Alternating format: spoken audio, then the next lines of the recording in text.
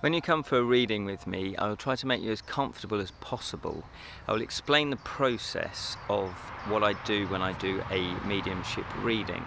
First of all, I will ask you if you've ever been to a medium or a tarot reader, or if you've got any experience like that before, because sometimes mediums and tarot readers and crystal ball readers, they do a different method, a different process. So I just want to explain exactly what happens in a session.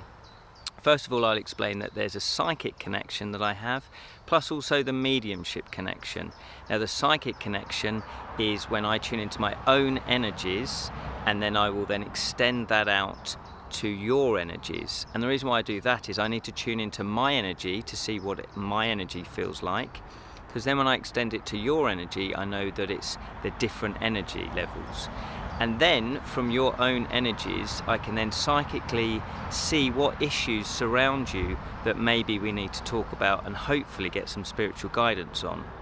Secondly, there's the mediumship connection, and that's when I tune in to your loved one or loved ones. Sometimes there's quite a few that come through. And that's what I do initially when I open up before you get to see me to do a reading. And so I'll be tuned in already to the spirit world, and then we will ask if there's any spirits, any loved ones that would like to come forward and actually speak with you. And I do that in with God's love and protection. So I create an atmosphere for the spirits so they feel protected, as well as yourself, and obviously as well as myself.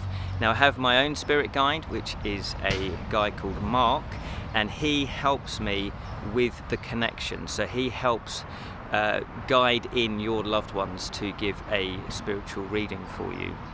And what we'd like to do with the spiritual connection is we like to get as much validation as possible. We like to get as much accurate information that you can take, that you understand, so that when there's spiritual guidance from your loved ones, that you know that it's actually their loved ones. So for example, I may have a spirit come forward and I will feel what their personalities are like. I should be able to describe what they look like as well, and I will also give information about your life, obviously that only that you would want me to know, that the spirit has given me. And also I'll give information about the loved one that's crossed over as well, just so that we know that it is actually your loved one that's come through. It can be quite emotional when we do readings, because obviously we're talking about people that have crossed over. It's sad, obviously, that they're no longer with us here on earth, but remember that death isn't necessarily the end. There is more journey for each of our souls to continue with, and that's what we're establishing. We're establishing the link between this world and the spirit world. So obviously it can be quite sad and quite emotional, but I've found that it's actually quite uplifting for many people that I've given readings for, because they can at last communicate pretty much directly with their loved one that they've lost.